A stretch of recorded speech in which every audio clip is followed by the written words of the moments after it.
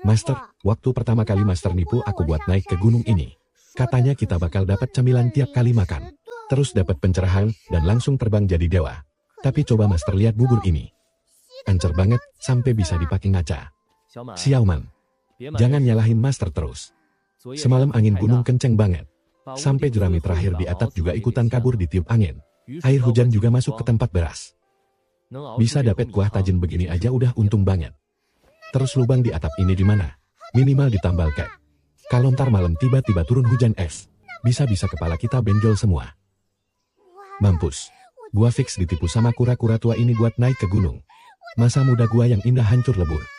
Bocah bodoh, dasar bocah bodoh. Atap bocor itu justru biar kita dapat cahaya langsung dari langit. Ini namanya berserah diri pada kehendak langit. Cultivation itu yang dilatih hatinya. Jalan dao alam yang sejati. Bukan dari spirit stone atau cultivation pill yang murahan itu. Tapi dari ngeliat hembusan angin yang datang dan pergi.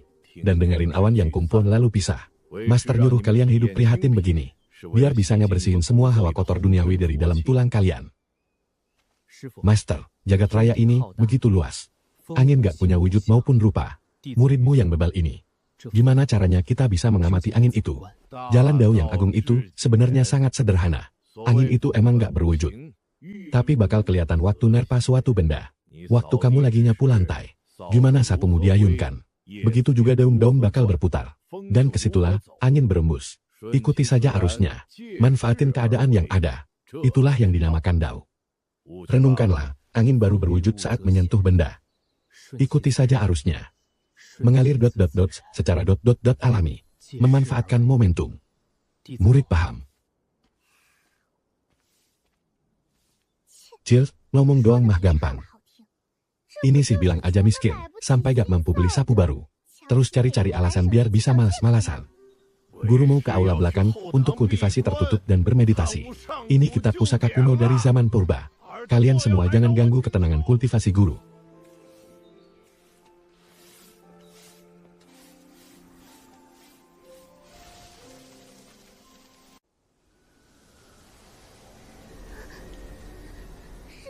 Kakak seperguruan. Ada makhluk halus yang mendekat dari hutan bambu. Angin ini dipenuhi energi yin yang pekat. Sama sekali gak ada aura kehidupan tumbuhan. Mati kita, gawat banget.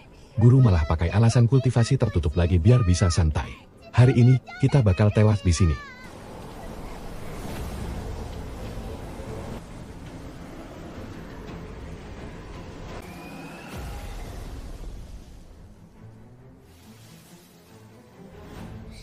Kakak seperguruan, apa yang barusan kakak lakukan? Apa itu tadi jurus dewa? Angin baru terlihat saat menggerakkan benda. Cukup ikuti alirannya saja. Aku cuma memanfaatkan kekuatannya sendiri. Dan membelokkan arahnya kembali, itu saja. Pendeta Lu, Master Agung Shen.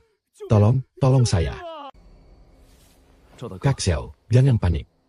Bicara pelan-pelan. Ada apa sebenarnya? Ibu saya, dia kembali. Ibumu. Bukannya beliau sudah meninggal karena sakit dan dimakamkan 3 tahun yang lalu? Iya, benar. Tapi sekarang dia lagi berkeliaran di luar halaman rumah saya. Master, ibu saya sudah meninggal 3 tahun yang lalu. Selama 3 malam ini, dia terus mengetuk pintu sambil memanggil-manggil nama saya. King Han, segala urusan duniawi di kaki gunung ini adalah kesempatan emas bagimu untuk turun gunung dan mengasah tekad kultivasimu. Pahala dari membasmi iblis ini, guru serahkan padamu saja. Cepat pergi, cepat sana. Yang benar saja. Guru bahkan menyegel rapat celah pintu kamarnya. Apa dia lagi bermeditasi buat menguasai jurus pengunci pintu agung di dalam sana? Kak Xiao, tolong tunjukkan jalannya.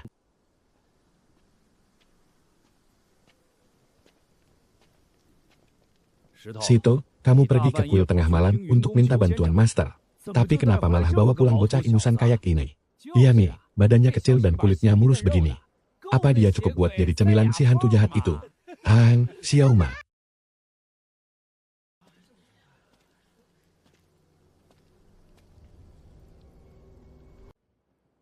Kak Xiao, masuk. Kunci pintunya, Xiaoman. Ambilin sebaskom air sumur gil. Baik, Sito. Ibu kedinginan banget. Cepetan buka pintunya. Ibu kedinginan, mau masuk buat ngangetin badan dekat api. Itu ibu, itu beneran suara ibuku. Ibu pasti kedinginan banget di luar. Tenang, jangan sampai lu dibutakan sama iblis dalam hati. Sitel, anak durhaka kurang ajar lu. Masa lu nggak mau ngakuin ibu kandung lu sendiri? Itu roh jahat dari dalam air. Dia cuma lagi niru suara ibumu. Jangan lihat ke pintu, coba tundukin kepala dan lihat ke dalam air.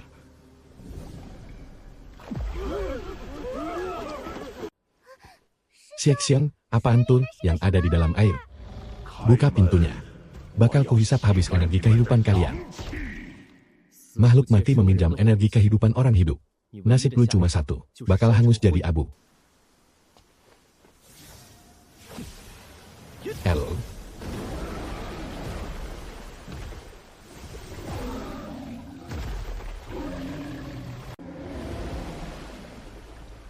Hanya dengan kibasan tangan, air raksasa langsung mengguyur. Ini sihir siluman atau dewa. Ini beneran dewa asli yang turun dari langit. Xiang, siluman ini ketakutan setengah mati gara-gara lu, makanya langsung kabur. Kenapa tadi lu nggak sekalian samar dia pakai petir langit? Dia pakai suara orang mati buat nipu orang biar buka pintu. Tapi dia sama sekali nggak coba dobrak pintu. Itu karena dari awal dia emang nggak berniat makan manusia. Lu nggak lihat corak air hitam di ekornya tadi? Di situ ada racun dingin yang kuat banget. Siluman yang kultivasinya nggak main-main ini, cuma diusir sama sesuatu yang jauh lebih mengerikan di dalam air, sampai keluar dari sarangnya. Tengah malam begini malah ngegantung baju rombeng sebaris. Mau ngapain? Apa hantu di dasar air sekarang naik ke darat buat buka jasa laundry?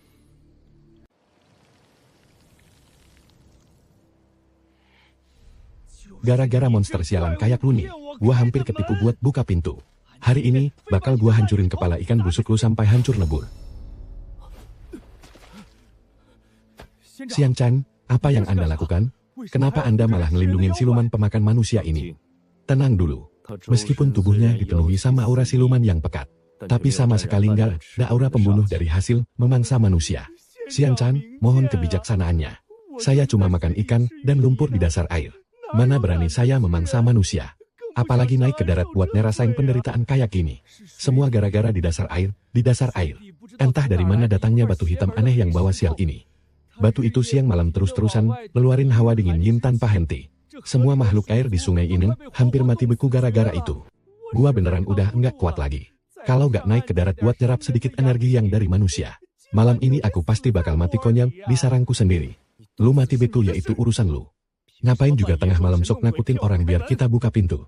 Sumpah, nyawaku rasanya hampir melayang gara-gara lu. Ini emang salah dia.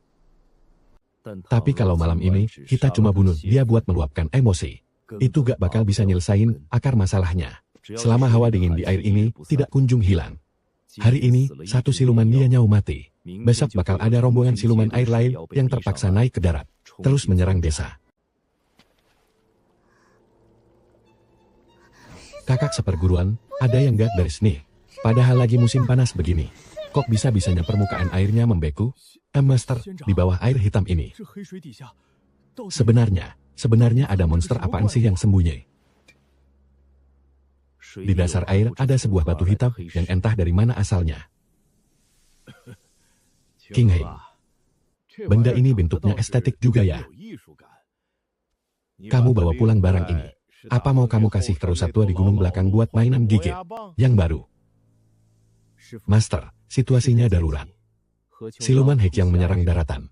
Lau hewan membeku dalam semalam. Dan biang keroknya adalah benda di dalam tabung bambu ini. Benda ini bisa bikin air langsung membeku. Bahkan Jiok pun sampai berembun es. Ini jelas bukan bencana alam atau musibah air biasa. Tapi lebih mirip seperti barang terkutuk yang sengaja diciptakan. Masalah sepele kayak gini mah. Dulu waktu Master masih melanglang buana di dunia persilatan. Udah sering banget lihat yang ginian. Ini sih cuma perkara alam. Yang pencernaannya lagi agak keganggu. Terus sesekali mencerek. Santai aja kali. Ini apaan coba? Master, karena pengalamanmu udah segudang. Kalau gitu buruan dong kasih obat diare sekalian. Rombongan warga desanya Xiao Shito masih pada cemas nungguin kabar di gerbang D1. Udah pada panik mampus. Urusan para kultivator mana boleh dibilang panik. Itu namanya lagi nunggu peluang takdir tahu.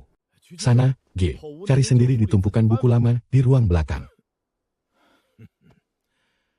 Masalah sepele kayak gini, para leluhur udah nulis jelas di buku dari dulu. Jangan ganggu aku yang lagi bertapa buat memahami hukum surga di sini. Buruan pergi, buruan.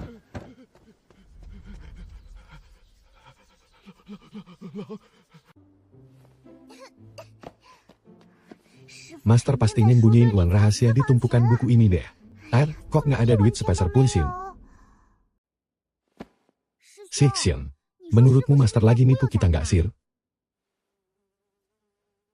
Tempat rongsokan begini cuma ada debu sama ngengat doang. Dia pasti nggak bisa nemuin solusi sendiri. Makanya kita berdua dibuang ke sini buat makan debu. Ketemu. Hansu adalah pusaka ampuh dari berkah Vena bumi. Sifatnya sangat yin dan sangat dingin. Langsung membeku begitu terkena air.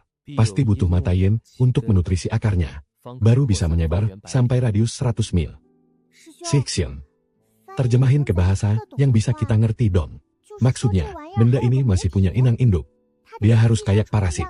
Menancap di akar pohon biar bisa hidup. Embun beku hitam di air itu cuma luarnya doang. Hansu nggak pernah hidup sendirian. Benda ini sengaja ditanam di dalam air oleh seseorang.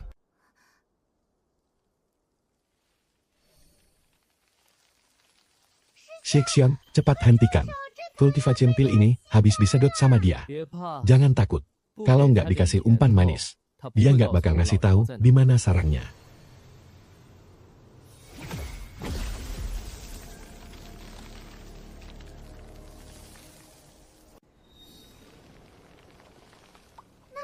Itu arah Shanbei Huailin.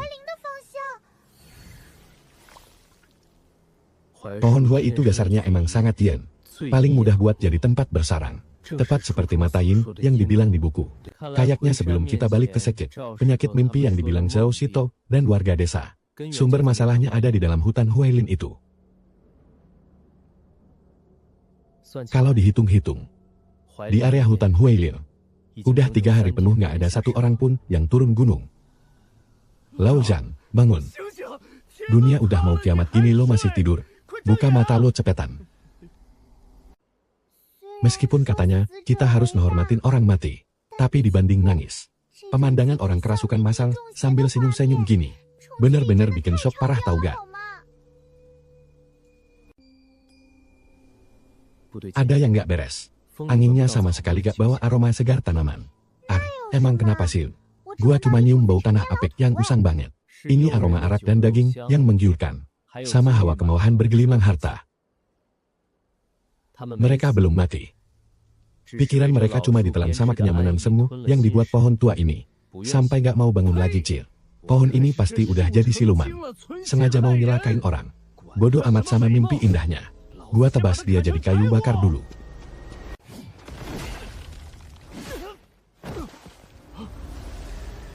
Dunia ini penuh penderitaan. Semua makhluk hidup kelelahan. Orang tua ini memberi mereka tempat berteduh untuk berlindung. Dan memberi mereka mimpi indah, di mana semua keinginan mereka terwujud. Apa salahnya? Anak muda, aku ini sedang berbuat kebaikan. Menuntun mereka keluar dari lautan penderitaan. Gak usah munafik deh. Emang lo udah nanya pendapat mereka? Makanan lezat di dalam mimpi. Gak bakal bisa ngenyangin perut di dunia nyata.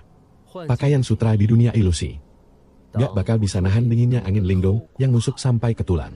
Siluman pun punya prinsipnya sendiri. Berjuang bertahan hidup itu wajar. Tapi kalau lo ngerampas hak pilih manusia, itu namanya kejahatan. HMPH benar-benar keras kepala. Kalau gitu, mending lo tidur selamanya bareng mereka. Semakin pahit dan menyakitkan kenyataan hidup, manusia bakal makin pengen kabur. Aula ini, apa yang lo lakuin? Sesuatu yang benar-benar mereka peduliin. Balikin ke mereka.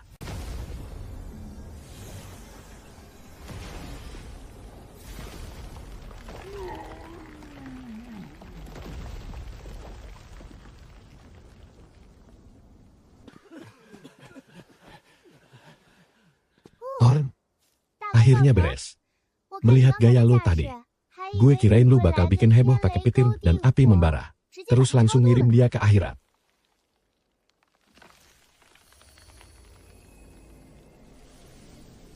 Yinmu yang Hansu. Ternyata teror siluman ini menyebar lewat jalur bumi. Hozi, jangan takut, jangan takut. Kamu udah bangun dari mimpi kok. Ayo kita pulang. Belum bangun. Dia masih ada di sana. Dia masih ngikutin aku. Hozi, kamu salah lihat kali. Di sana nggak ada apa-apa kok. Di sana itu lo, yang dari tadi jongkok di pinggir jalan.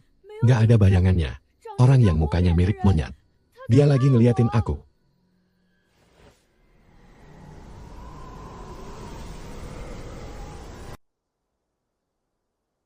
Tepak, Pak Bupati lu. Coba lihat deh, di bawah terik matahari siang bolong begini. Bayangan anak-anak. Kok bisa-bisanya lenyap begitu saja? Masa nggak ada bayangan, tapi masih bisa lari-larian kemana-mana? Jangan-jangan bayangan mereka dicuri sama siluman. Tenang aja, bayangan mereka nggak hilang kok. Tapi Pak Bupati, tanahnya kosong melompong gini. Jelas-jelas nggak kelihatan apa-apa. Itu karena makhluk ini memaksanakan bayangan mereka ke bawah kaki Pak Energi Yin.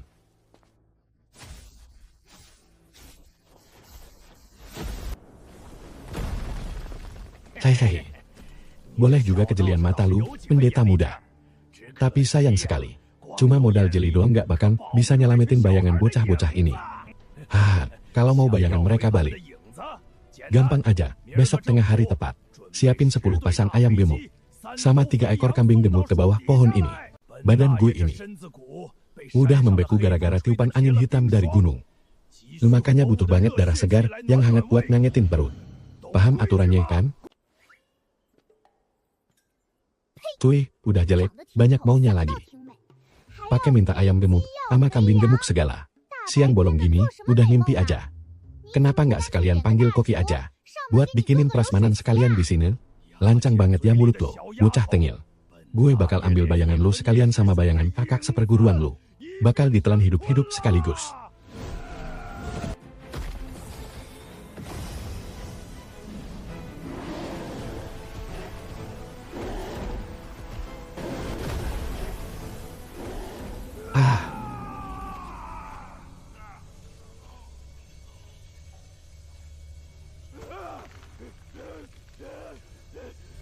Ampun, Dewa Hidup, ampun. Tolong tarik kembali ilmu sakti Anda. Aku juga terpaksa karena nggak ada pilihan lain. Makanya aku turun ke bawah buat cari makan. Tadi kamu bilang angin hitam di gunung membekukan tubuhmu. Jelaskan yang jelas. Dari jalur mana angin itu berembus turun? Dari puncak Sanjay. Itu wilayah Heijun. Baru 2 hari ini. Angin di sana semuanya berubah jadi hitam yang mengerikan. Makhluk hidup manapun yang bernapas, begitu terkena embusan angin itu. Bahkan tulangnya pun bisa sampai retak karena membeku. Aku juga turun ke bawah tume demi bertahan hidup. Ingin meminta sedikit darah segar hewan ternak buat menghangatkan organ dalamku. Sudah kuduga, ini tribulasi Hai Suang.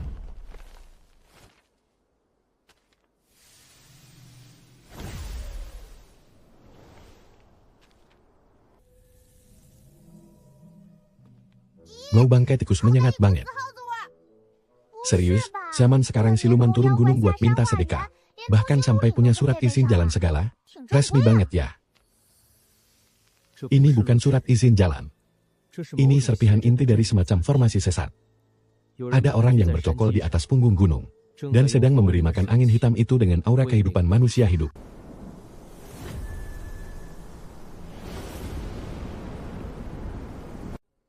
Barang rongsokan ini kelihatan aneh dan membawa sial.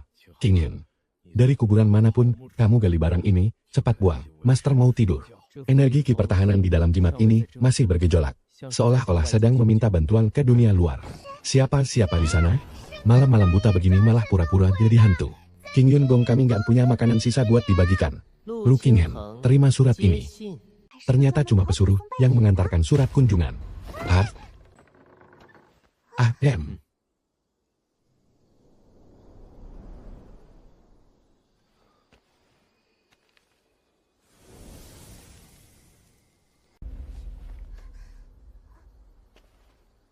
Tulisannya rapi banget, tapi di antara setiap barisnya, tercium bau abu kertas yang sangat menyengat. Kakak seperguruan, jangan-jangan ini hantu perempuan dari kuburan mana yang naksir ketampananmu. Makanya kirim surat cinta tengah malam begini?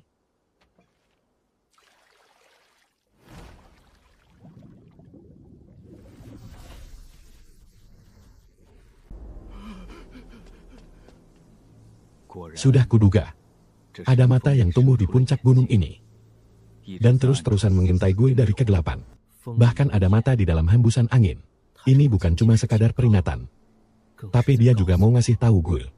Begitu spiritual energi gue keluar dari tubuh, gue bakal langsung jadi mangsanya. Aura ini.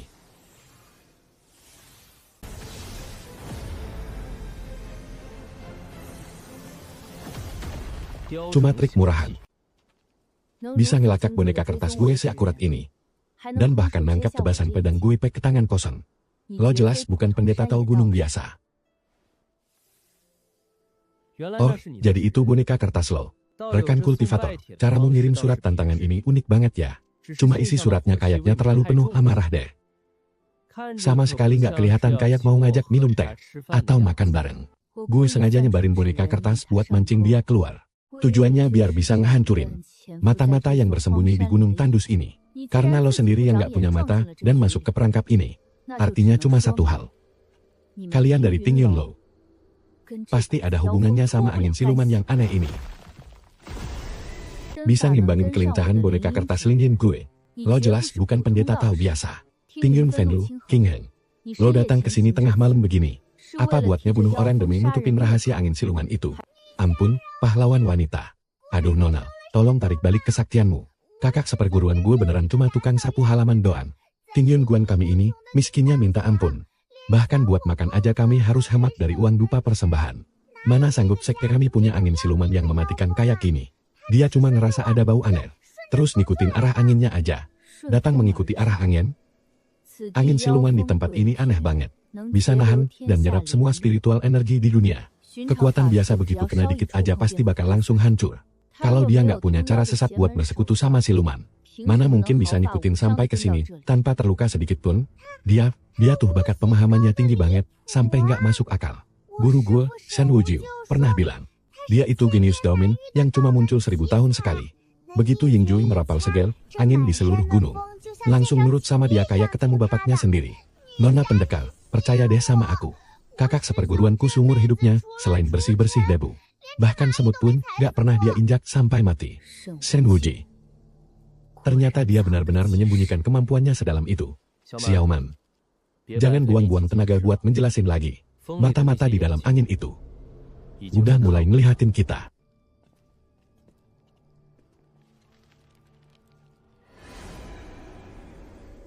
Sialan. Kok bisa spiritual energiku dikunci sama makhluk terkutuk ini? Dan lagi disedot habis lewat nyala api ini. Kakak seperguruan, mata-mata itu berdarah. Tempat ini benar-benar gak beres. Yuk, kita kabur aja. Tanah di sini bisa makan orang.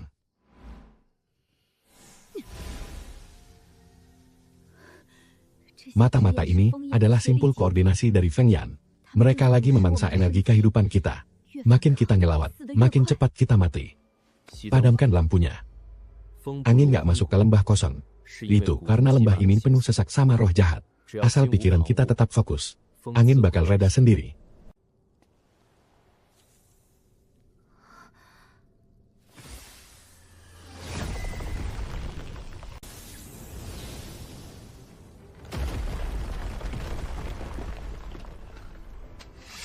Cuma pakai sehelai rumput kering, dia udah bisa mematahkan pengawasan dari anak buah Heijun. Feng Yan, ini sebenarnya teknik Dao dari aliran mana? Bukan teknik Dao yang hebat kok. Cuma trik kecil yang kubaca dari buku. Jalannya sudah terbuka.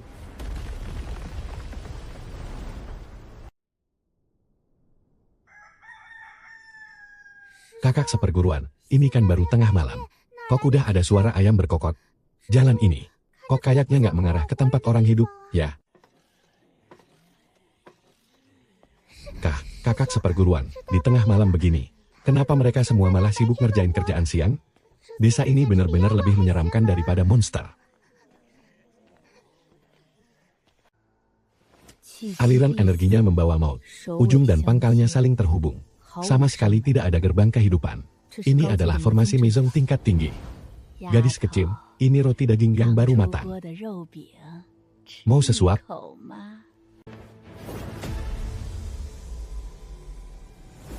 Ah. Gila, hampir mati gue. Kok tadi gue bisa-bisanya nyium bau gituan, ya?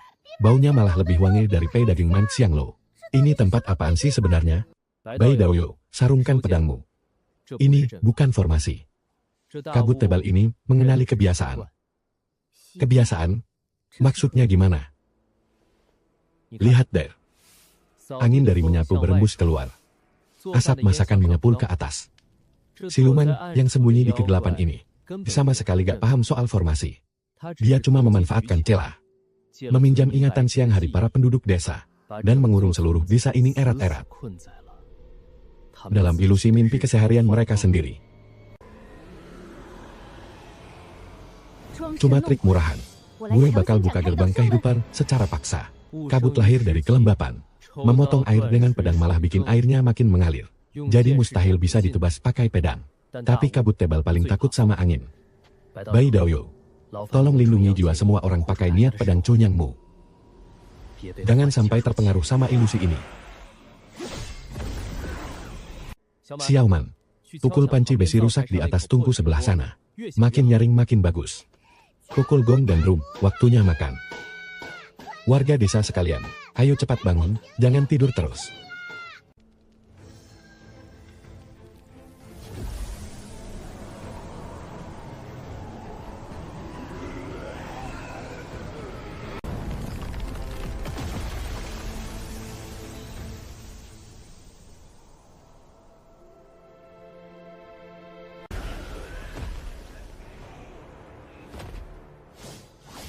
Ternyata ini siluman yang merajut mimpi ilusi sewilayah desa. Bukan cuma spiritual energinya lemah dan gak punya kekuatan tempur. Bahkan gak bisa ngebentuk demon core yang layak. Xiangsang, ampuni hamba. Xiangon, ampuni hamba. Jangan bunuh saya beneran cuma siluman kecil yang dipaksa jaga jalan di sini. Semua ini gara-gara Heijun. Heijun yang maksa saya ngelakuin ini. Aduh, apaan sih Heijun segala? Belagu banget. Ngapain dia maksa kamu ngurung orang hidup? Aturan di gunung, semuanya udah berubah. Heijun udah ngeluarin perintah mati. Gak boleh ada orang hidup yang naik ke atas gunung. Kenapa sih Heijun ini tiba-tiba nutup gunung sama ngalangin jalan? Soalnya dia lapar. Dia lapar banget. Dia udah nelan seluruh punggung gunung ini.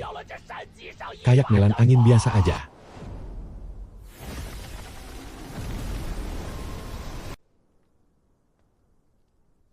Dan makan habis seluruh puncak gunung. Konyol banget. Padahal aliran energi gunung itu kan hukum alam. Mana ada makhluk di dunia ini yang perutnya segede itu sampai bisa nelan angin. Ya si Heijun itu. Dia awalnya cuma sepoi angin segar di kaki gunung. Tapi gak tahu gimana ceritanya. Dia kena frost hitam misterius yang keluar dari tanah. Terus langsung gila total. Dia gak cuma nelan puncak gunung yang murni dan nyedot semuanya ke dalam perut.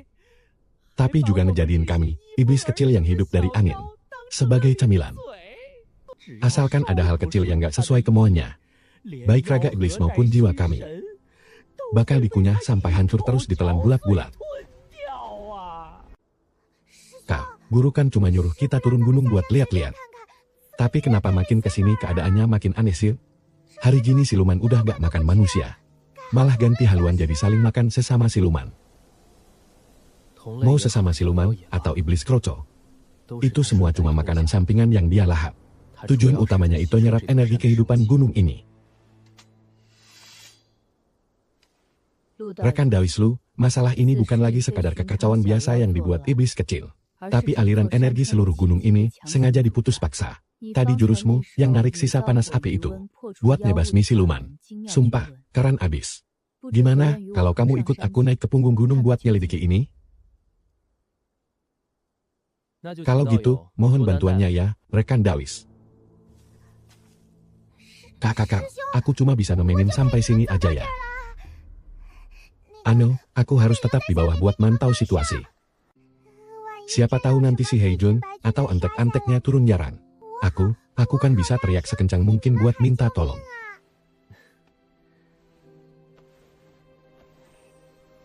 Nih, bawa ini dan tunggu di kuil Dewa Bumi. Kuil itu aman untuk sekarang.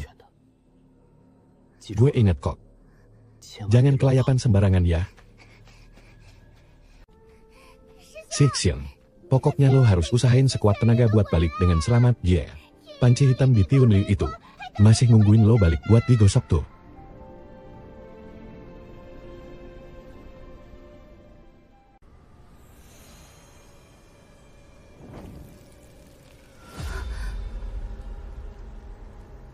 Rekan Dawis Lu, aura di balik kabut hitam ini benar-benar keruh banget.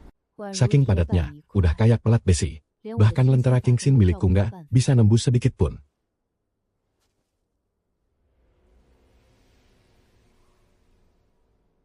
Aliran energi gunung dan sungai di sini udah benar-benar dikunci rapat. Langit dan bumi memiliki napas. Segel takkan bisa menguncinya di tanah mati. Setiap makhluk memiliki jiwa. Ki murni akan kembali, hancurlah.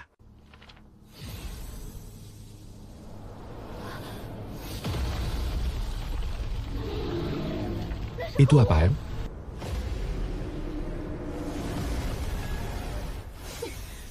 Rekan Dawis Lu, teknik Dawismu yang satu ini.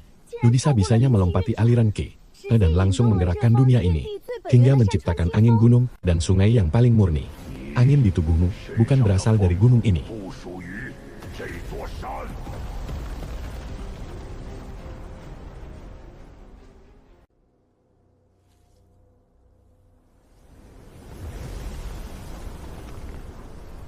Kuat banget angin iblisnya. Awas. Ini jelas bukan fenomena alam biasa. Dawis kecil yang gak tahu diri. Gue lagi ngerintis jalan buat rumput dan semut-semut hina itu. Ngasih mereka angin kencang yang bisa ngebalikin langit dan bumi. Manusia fana kayak lo berani-beraninya ngehalangin gue. Langit dan bumi menciptakan angin. Harusnya buat bikin tanaman menyambut musim semi dan terus tumbuh subur. Bukan malah kayak lo, yang malah nyedot habis fondasi seluruh gunung. Di dalam angin lo ini, bahkan gak ada secuil pun ki murni dari tumbuhan. Semuanya cuma energi kematian. Dasar tolol keras kepala. Asalkan gue bisa nelan semua ki murni kehidupan di gunung ini, gue bakal jadi satu-satunya dewa di Wufeng Sanji. Dia bikin keributan segede ini. Cuma buat ngejebak kita biar ke puncak gunung dan mati konyol. Tapi sumber angin yang sebenarnya ada di bawah kaki kita dari tadi.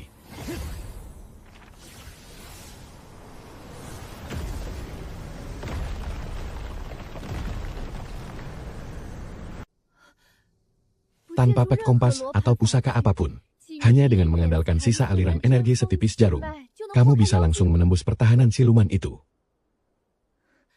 Rekan Lu, pemahamanmu tentang hukum alam semesta benar-benar bikin aku takjub. Bukan karena pencarianku yang tepat, tapi karena gunung ini sendiri. Dia sendiri juga sedang membantuku. Di sebelah sana, semuanya adalah jiwa penghuni hutan yang ditelan dan dihancurkan paksa olehnya. Untuk menyelamatkan gunung ini, kita tidak bisa menebasnya dengan pedang. Kita harus masuk ke dalam dan menyelesaikannya langsung dari sumbernya. Baik, setelah kita masuk, serahkan padaku untuk menekan kekuatan iblis itu, dan kau yang tentukan arahnya.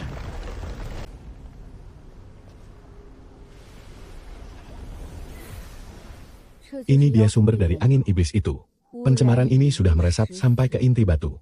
Tidak bisa dibiarkan lagi. Biar ku tebas sampai hancur.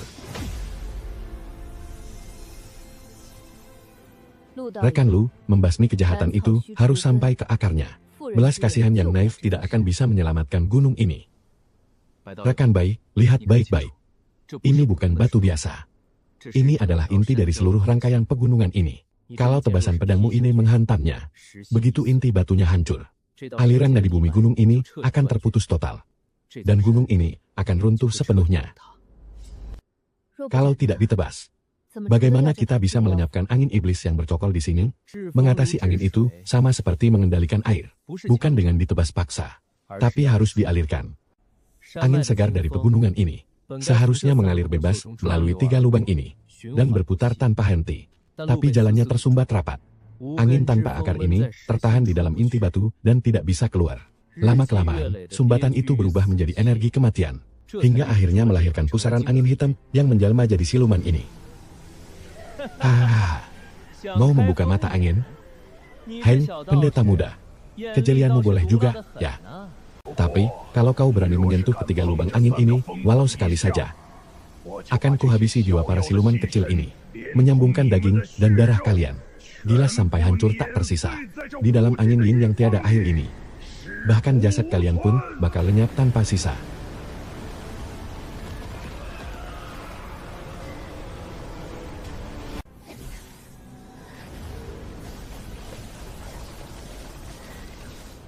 Angin iblis ini maksa ngerobek kesadaran kita.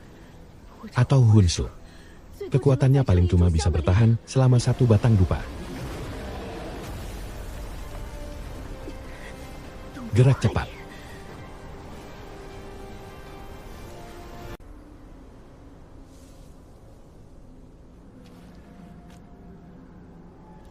Titik pertama. Tepat di sini. Titik kedua. Berhenti tanpa angin ini, aku dan dia bakal lenyap total. Angin itu takdirnya menjelajah langit dan bumi. Gak pantas dikurung mati di sini. Berkumpul jadi pasukan hitam.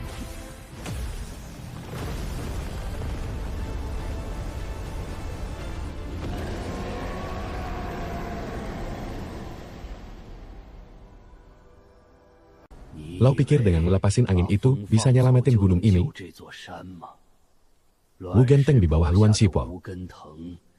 Lengan bajunya jauh lebih lebar dari punyaku. Sebenarnya dia ada di realm Aparsin.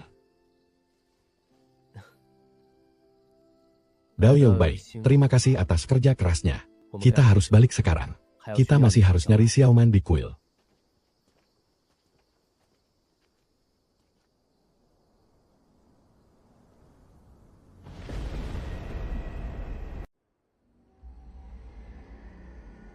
Si Xixian.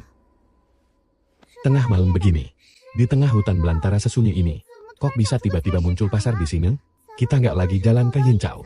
Kawasan pejalan kaki di Difu kan? Nggak usah panik. Puncak gunungnya baru aja balik. Aliran energi urat buminya lagi kacau. Ini ulah siluman liar sekitar sini yang manfaatin situasi buat buka pasar gaib darurat. Begitu fajar tiba, pasarnya bakal bubar sendiri. Lagian, kan lo sendiri yang maksa pengen ikut. Padahal mending dim aja di kuil tadi. Terus kalau belanja di tempat kayak gini, mereka nerima koin tembaga manusia biasa nggak? Atau kita bisa dapat barang bagus dengan harga miring? Nggak nerima koin tembaga, kepingan perak juga nggak laku. Mereka cuma nerima 2 hal. Namamu atau bayanganmu. Karena udah terlanjur kesini, ikutin gue terus. Pas masuk nanti, siapapun yang manggil namamu, jangan nengok, apalagi nyahut.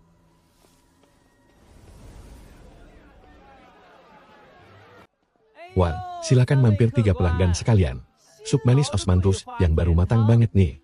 Sekali seruput, dijamin langsung angetin dada sama perut. Berhubung hari ini pembukaan toko baru kami. Semuanya gratis tis, nggak usah bayar. Supnya emang kelihatan enak sih.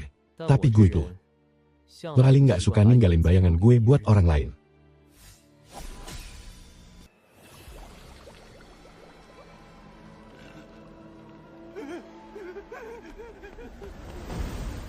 Dan, kamu lagi ketakutan ya? Takut sama siluman dan setan di sepanjang jalan ini. Beli wajah ini aja. Begitu dipakai, kamu nggak bakal takut lagi. Nggak bakal takut lagi selamanya. Kalau dipakai, aku nggak bakal takut lagi. Jangan disentuh. Wajah itu emang bikin nggak takut sama siluman. Soalnya sekali lo pakai, nggak bakal bisa dilepas lagi selamanya. Dan lo bakal berubah jadi sejenis mereka. Buset dah, kenapa pasar sialan ini isinya, kalau nggak taruhan nyawa ya minta tumbal? Semuanya kedai penipu. Ini bukan sekadar nipu orang. Coba lihat hawa hitam itu. Siluman-siluman kecil ini udah terkontaminasi. Perhatiin baik-baik. Mereka nggak cuma sekadar buka lapak, tapi lagi mindahin energi jahat dari dalam tubuh mereka. Semua siluman kecil di seluruh pasar siluman ini, tubuh mereka ketutup sama embun hitam yang aneh. Tapi sumbernya bukan dari mereka. Sumber kontaminasi utamanya ada di depan sana. Ketemu sebelum Jiwa Heijun lenyap. Sumber kontaminasi yang terus dia sebut-sebut. Pasti barang sialan ini.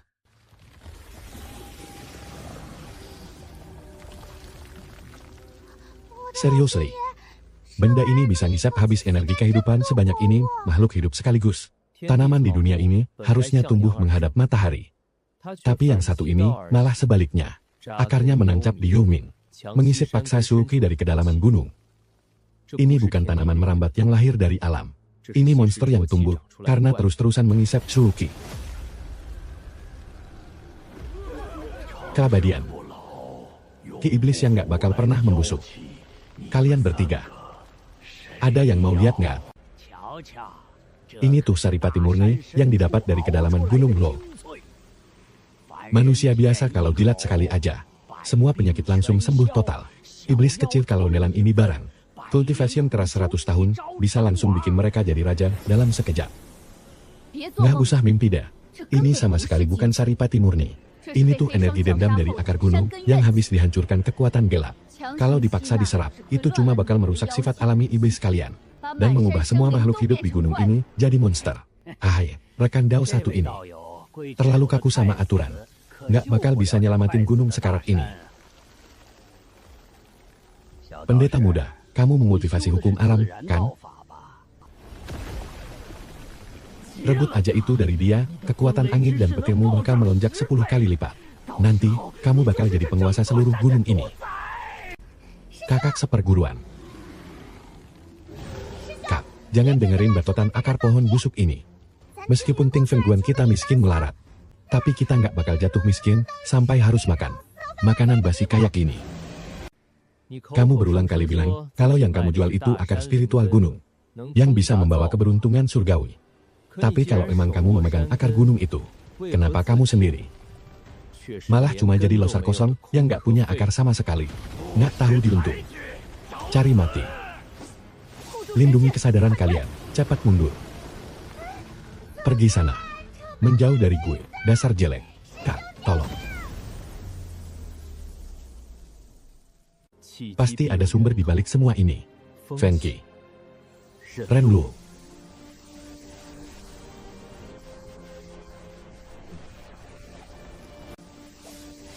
Ini cuma salah satu tentakelnya aja. Akar utamanya yang asli ada di Luan Sipo.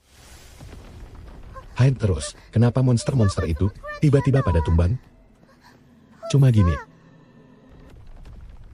Akar utamanya udah bangun sepenuhnya. Dia lagi makan.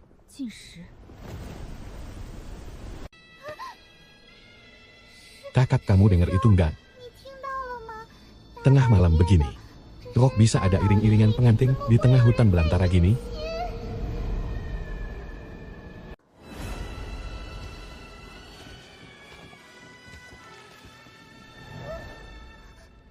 Apes banget, tengah malam gini malah ketemu hantu pengantin.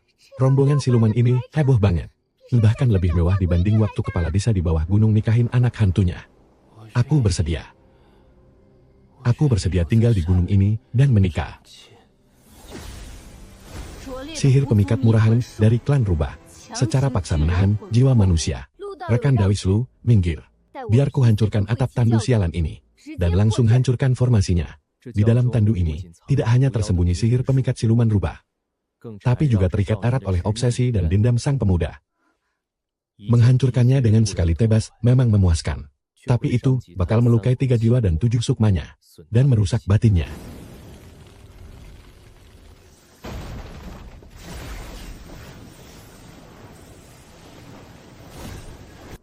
Hai Dawis kecil, jangan sok ikut campur.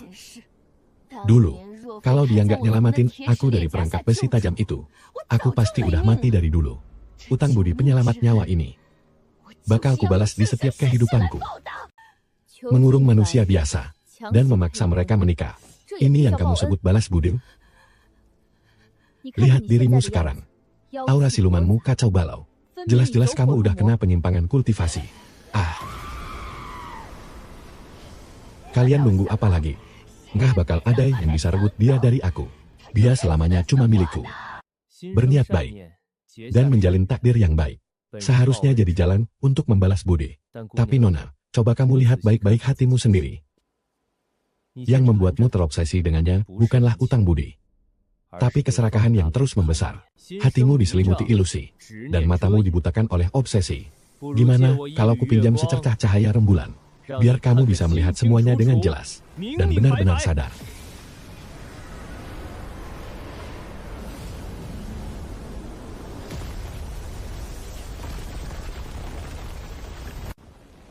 No way, nggak mungkin. Rencana gue. Jodoh sejati gue.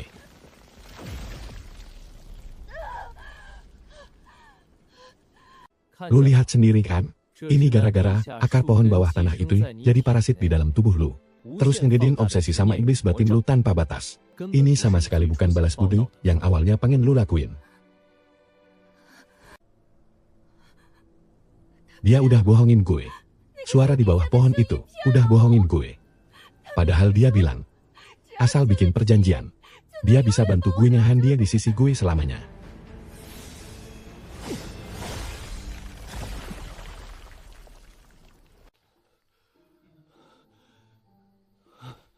Woi, bangun, bangun. Jiwanya udah balik, nih. Aduh bro, makanya lebih waspada dong. Telat dikit aja. Lu hari ini bakal beneran dikubur hidup-hidup gara-gara dikira siluman pohon. Gue udah terhasut sama hal gaib jahat di bawah pohon ini. Hampir aja gue nyelakain penolong gue sendiri. Terima kasih banyak, Daosang, udah nyadarin gue. Kalau enggak, gue pasti bakal hancur selamanya. Pintu masuk ke akar pohon aneh itu ada di tempat paling gelap di depan sana. Kalian harus benar-benar hati-hati. Akar pohon busuk di bawah lereng berbatu itu benar-benar aneh. Dia bisa niruin detak jantung manusia. Cara lu ngendalin cahaya bulan buat ngelawan sihir hitam tadi, jelas bukan teknik Daois yang bisa dipelajari di sek biasa. Sebenarnya dari mana sih asal-usul Ting Yun Feng? Aliran warisan kalian sebenarnya berasal dari cabang aliran yang mana sih? Master nggak pernah serius ngebahas soal sekte kami. Biasanya beliau cuma nyuruh gue sering-sering baca gulungan kuno yang udah menguning dan robek-robek itu, atau duduk di tepi jurang sambil merhatiin awan yang datang dan pergi di pegunungan, sama tanaman yang tumbuh dan layu. Cuma dengan melihatin angin, hujan, dan tumbuhan, lo bisa langsung paham teknik sedahsyat itu buat ngegerakin langit dan bumi. Kak Bei, jangan bikin susah kakak pertama gue dong. Kuil Dao kami ini miskinnya minta ampun. Kalau hujan deras aja atapnya bocornya parah banget kayak air terjun tirai air. Mana ada kitab sakti tiada tanding. Kakak pertama gue itu biasanya selain ngeliatin awan, kerjaannya cuma nyapu lantai doang. Daun-daun berguguran di halaman itu aja bisa dia sapu dari pagi sampai malam.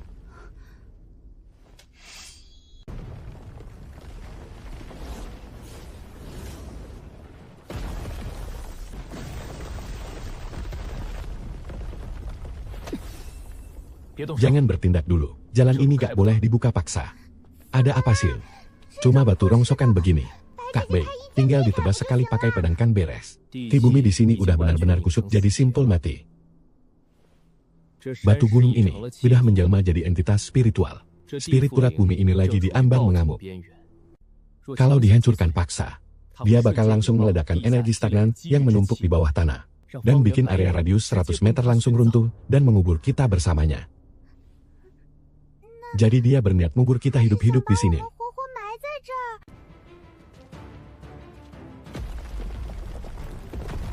Kakak pertama, cepat menghindar.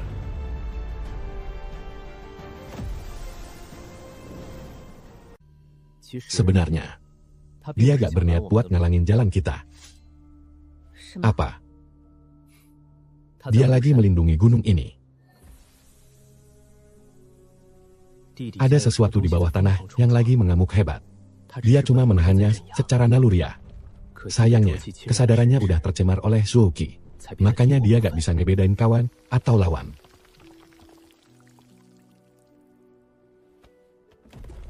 Makasih atas kerja kerasmu. Sekarang gak usah ditahan lagi. Biarkan kami lewat. Kakak pertama, ini sih tingkatannya udah lebih dari sekadar kultivasi. Kok bisa bahkan batu aja, sampai berhasil kamu jinakin. Gunung itu punya harga diri. Dan batu juga punya jiwa. Asalkan kamu bisa ngertiin sifatnya. Dia pasti bakal kooperatif dengan sendirinya.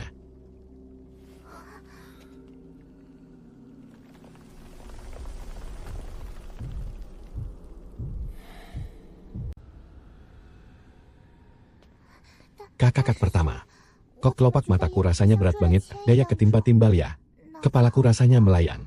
Aku pengen tidur banget. Jangan sampai tidur. Kabut di sini tuh hidup. Kita udah melangkah masuk ke penjara mimpi. Energi mimpi yang memadat bakal berubah jadi kabut. Ini pasti ulahnya Mengmu. Padahal dia kan aslinya binatang suci, kuno pembawa keberuntungan yang mengasingkan diri. Mana mungkin dia bisa jatuh ke tempat terkutuk yang penuh dengan suhu pekat kayak ini. Kulum ini di bawah lidahmu. Lembah mati di bawah tanah ini gak bisa kemasukan angin gunung. Kita cuma bisa ngandelin energi herbal bergeleman yang ini buat menenangkan pikiran kalian dan nahan rasa kantuk kalian. Ya ampun, demi apa? Coba kalian lihat ke sana. Benda apaan itu?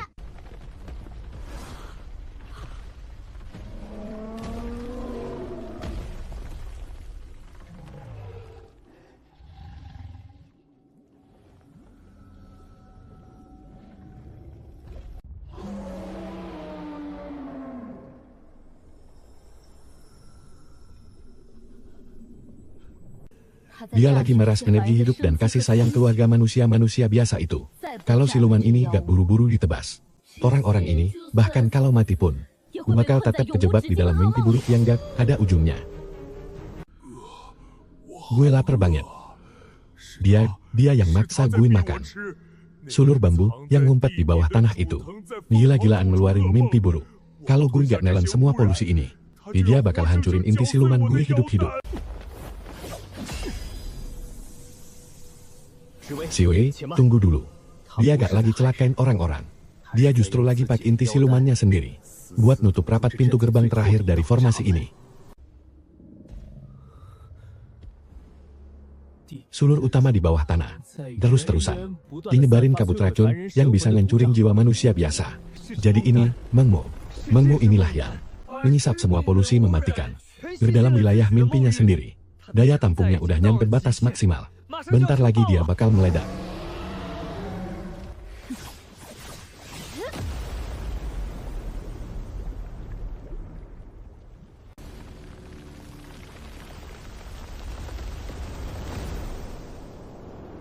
Tebasan si pedang gak bakal bisa ngehancurin mimpi buruk yang tak kasat mata ini. Kekuatan kasar gak bakal berguna.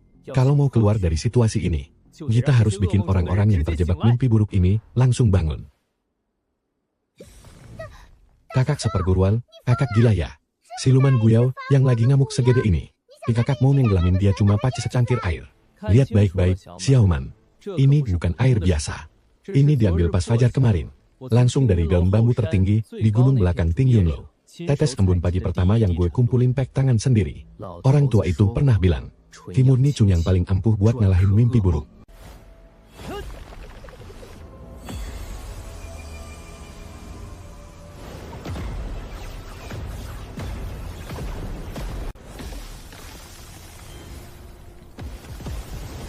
Harga.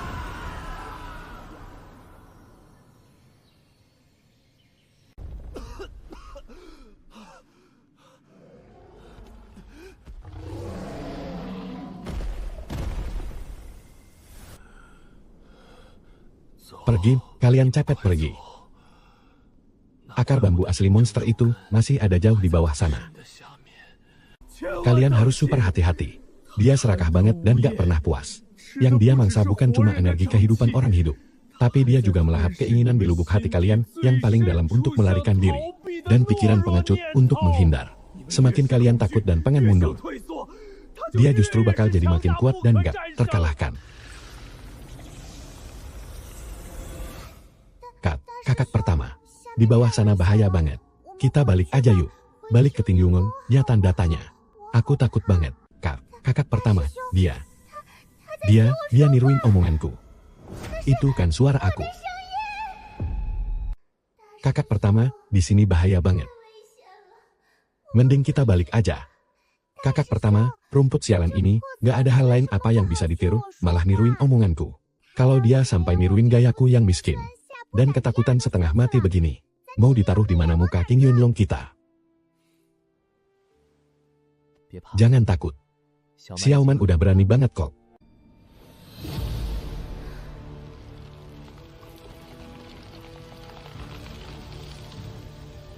Energi iblisnya kuat banget. Kalau dibiarin cuma bakal bawa petaka. Mending kita bakar habis semuanya, sampai bersih. Nggak bisa, tempat sialan ini jalan buntu. Nggak ada ventilasi udara. Api cuma bisa ngebakar fisiknya aja. Begitu asap racunnya berbalik dan menyebar, semua makhluk hidup di seluruh pegunungan ini bakal ikut mati. Akar utamanya sembunyi di bagian terdalam. Dan maksa mengubah sifat alami tanaman-tanaman ini yang harusnya tumbuh ngikutin arah matahari. Tanaman-tanaman ini cuma dipaksa buat menyuplai energi kehidupan ke sesuatu yang ada di bawah tanah. Wangi banget, bau apa ini? Ini kan daging kecap buatan si Pak tua yang baru matang. Ternyata setelah jalan sejauh ini, aku sebenarnya udah sampai di rumah dari tadi. Makanannya sampai dingin nih. Kalau aja waktu itu aku nggak ngambil tugas itu. Apakah semua ini nggak bakal berakhir tragis kayak ini? Semua orang di desa Suangye pasti masih ada.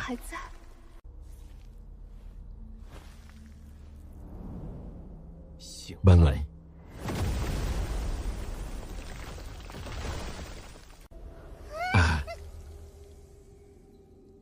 Anjir, tanaman rambat sialan ini bisa-bisanya melirik orang pak ilusi daging kecap. Gila, tanaman aja bisa selicik ini? Terima kasih, rekan Dawislu. Ilusi tanaman iblis ini benar-benar mengincar titik paling rapuh di lubuk hati dan menyusup ke celah yang paling ingin dihindari. Benar-benar sulit dihindari. Setelah puas menyedot energi kehidupan, sudah saatnya kamu memuntahkannya kembali. Sekarang, cepat minggir dari jalanku.